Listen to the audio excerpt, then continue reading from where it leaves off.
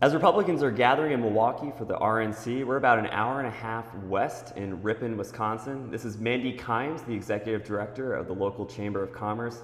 Mandy, what is this building we're in? We are standing in the Little White Schoolhouse, the birthplace of the Republican Party. This building has been here for 171 years, and 170 years ago is when the first local Republican meeting took place and where the party began. This is the building where people came together against the expansion of slavery. The Kansas-Nebraska Act was passed in the Senate, and they knew that when slavery expanding into the northern territories, that was a threat. It was a moral evil, but also an economic threat. And so they were willing to gather here from different political parties, cast aside their allegiance to those parties, and come under one banner, one name, Republican. How did the ideas that came about in this room in 1854 spread so quickly to just 6 years later you have Republican President Abraham Lincoln getting elected? Honestly, it's a way that is kind of different for me because the newspaper is something that's important, but back in the day, everyone read the newspaper. And so Alvin Beauvais, the grandfather, we call him actually the father of the Republican Party, he had a great relationship with Horace Greeley. He was the editor of the New York Tribune, and so they were in contact all the time. And as soon as this meeting took place, the letter went to Horace Greeley letting him know, and we say that that's where the spark was lit here, and then it spread quickly through our newspapers. And soon enough, we saw more local meetings. We saw the first state meeting and then the first national convention. And so it really did move quickly. And as the executive director of the Chamber of Commerce, you guys own this building. How do you preserve the building and tell its story? Yeah, honestly, we've been part of the story of this building since 1908. It was headed towards demolition, and one of our community leaders saw the need to preserve this building. And so he rallied the community together, and he worked with the commercial club, which later became the Chamber of Commerce. And so our community has always been behind preserving this building. And over 30 years ago, the Chamber became the actual owners of it. And so we've always worked hard to preserve and to promote and really just tell the story of what happened here. Who comes to visit? Everyone.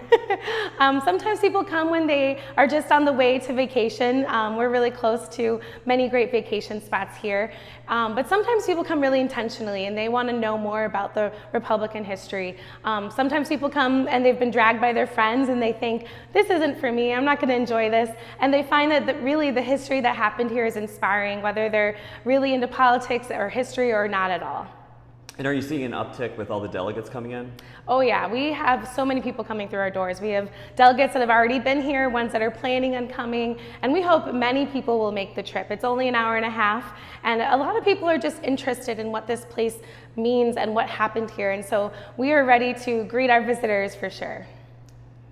Do you guys have any involvement with the RNC in Milwaukee? Yeah, actually we are listed as a vendor, so we're part of the Convention Fest area, and we're bringing a replica of the schoolhouse to the convention, and it's pretty astounding. It's a 1/3 size replica of this building, and it stands out real big, and so a lot of people will come and ask us to talk about what this building is, and we really want to help them know about the schoolhouse even if they can't make the trip to Ripon.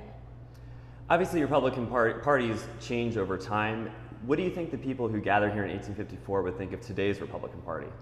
Yeah, we definitely know that political parties are based around different issues of the time, and so the issues of 1854 are much different than 2024. And so as the Republican Party has shifted, so has every political party. I think there's a lot of change and a lot of adjustment, and so it'd be interesting to have a current day Republican meet one from 1854. I think they would have a lot to talk about. Is there anything that's your favorite to show off in this building? Ooh, that's a good question. We talk a lot about Abraham Lincoln. We have some cool pictures of him. We have a picture of him when he was presenting the Emancipation Proclamation. And the more, although he never came here to Ripon, we feel very connected to who he was and what he valued. And so we talk a lot about the type of president that he was and just what took place in the years from his presidency until his assassination. Thank you for your time, Mandy. Thank you.